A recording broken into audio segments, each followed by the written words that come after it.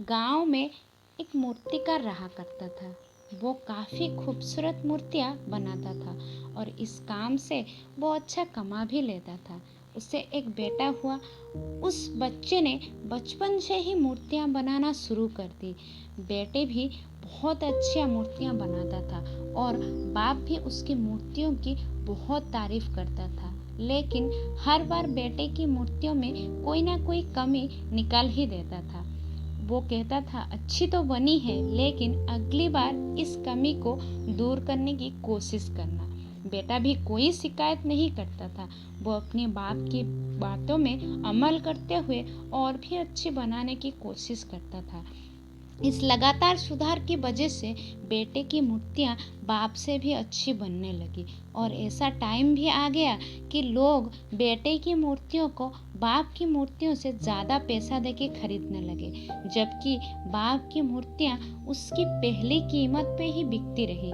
बाप अब भी बेटे की मूर्तियों में कोई ना कोई कमियां निकाल ही देता था, लेकिन बेटे को अभी ये अच्छा नहीं लगता था और वो बिना मन के वो कमियों को एक्सेप्ट करता था। एक टाइम ऐसा भी आया जब बेटे की सबर ने जवाब ही दे दिया।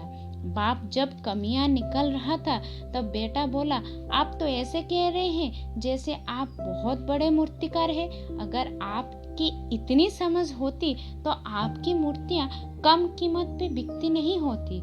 मुझे नहीं लगता मुझे आपकी सलाह की जरूरत है। मेरी मूर्तियां परफेक्ट है। बाप ने बेटे की बात सुन के बेटे की मूर्तियों में कमियां निकलना बंद कर दिया। कुछ महीने तो वो बहुत खुश रहा, लेकिन कुछ महीने के बाद उसे लगा कि लोग उसकी मूर्तियों की अब ज़्यादा तारीफ नहीं करते। उसकी मूर्तियाँ के दाम बढ़ना भी बंद हो गया। शुरू में तो बेटे को कुछ समझ में नहीं आया, लेकिन फिर वो अपने बाप के पास गया और उसे समस्या के बारे में बताया। बाप अपनी बेटे की बात को शांति से सुना, जैसे कि उसे पहले से ही पता था कि एक दिन ऐसा भी आएगा। बेटे ने भी इस बात को नोटिस किया और पूछा कि क्या आपको ये बात पहले से पता था? बाप ने जवाब हाँ में दिया। तो बेटे ने कहा, अगर आपको ये बात पहले से पता था तो आप मुझे समझाए क्यों नहीं? बाप ने कहा कि तुम समझ में नहीं चाहते थे, इसीलिए मैं नहीं समझाया। मैं जानता हूँ कि तुम्हारी जैसी अच्छी मूर्तियाँ मैं नहीं बनाता। यह भी हो सकता है कि मूर्तियों के बारे में मेरी सलाह गलत हो सकती है और ऐसा भी नहीं है कि मेरी सलाह की वजह से तुम्हारी मूर्तियाँ बेहतर बन रहा हो। लेकिन जब मैं तुम्हारी मूर्तियों में कमियाँ दिखता था तब तक तुम तुम्हारी बनाई मूर्तियों से सैटिस्फाई नहीं होते थे।